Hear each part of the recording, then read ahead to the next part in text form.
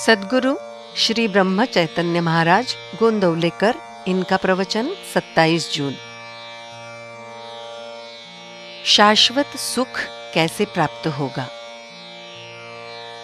जरा सोचिए, हम किसी प्रवचनकार को समझ लें या किसी बड़े वैदिक कर्मकांडी को समझ लें, तब हमें ज्ञात होगा कि उसे उन सभी बातों से संतोष होता ही है, ऐसा नहीं। उसे असंतोष है। समझदारी आने के पश्चात हम सदाचार से व्यवहार कर रहे हैं और धर्म कर्म भी कर रहे हैं, फिर भी हमें संतोष नहीं होता। इसका क्या कारण है? कारण ये है कि हमारा ध्येय निश्चित नहीं है। हम नीति से व्यवहार करते हैं, इसका कारण हमें लोगों का डर लगता है, क्योंकि बुरा व्यवहार करेंगे तो लोग हमें बदनाम करेंगे। मान सम्मान के लिए किया गया कर्म कभी संतोष नहीं देता। पाप कर्म करने वाले को भी संतोष नहीं होता, क्योंकि उसे भी लगता है कि जो वो कर रहा है वो बुरा है। एक बार एक सज्जन मेरे पास आए और बोले, भगवान के यहाँ कोई न्याय नहीं है, वो बिल्कुल अन्यायी है। मैंने उनसे पूछा, ऐसा आखिर हो भी क्या गया? इस पर वो बोला, मैंने कभी किसी से रिश्वत नहीं ली, सदाचरण से चला, लेकिन मैं सिर्फ एक मंजिला घर बना सका, जबकि मेरे पद से छोटे पद पर काम करने वाला निकम्मा कारिंदा घूस लेकर मेरे घर के सामने दुमंजिला घर बना सका। तब मैंने उससे पूछा, तो फिर आपने क्यों नहीं घूस ली?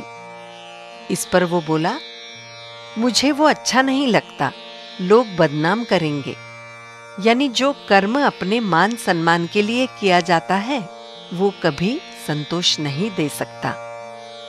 गृहस्थी करते समय हमें सुख मिले इसलिए हम मन्नतें मनाते हैं और मान सम्मान के लिए नीति से आचरण करते हैं, तो फिर उससे शाश्वत सुख कैसे प्राप्त होगा?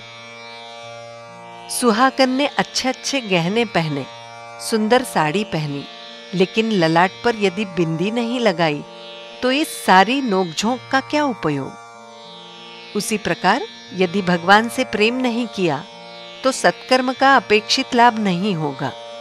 इसके विपरीत भगवान के प्रति निस्सीम प्रेम भी होगा और नीति धर्म का आचरण नहीं होगा तो परमार्थ का भवन स्थायी नहीं होगा। सचमुच परमार्थ अत्यंत सरल है। विद्वान लोग यूं ही उसे कठिन करके बताते हैं। अच्छा क्या और बुरा क्या, ये समझने की एक औसतन आयु होती है। उसके बाद अच्छाई के मार्ग पर जो चलेगा उसे परमार्थ अवश्य सधेगा। परमार्थ निम्नलिखित 3 बातों में से किसी एक से सधेगा। 1. देह से साधु की संगति। 2. संत साहित्य की संगति और तदनुसार आचरण। और 3. भगवान का नामस्मरण करते हुए उसकी अखंड संगति। संतों ने जो कहा है उसका निस्संशय आचरण करना ये पहली सीढ़ी है, और आगे निश्चय, श्रद्धा और प्रेम से उसी का आचरण जारी रखना अंतिम सीढ़ी है।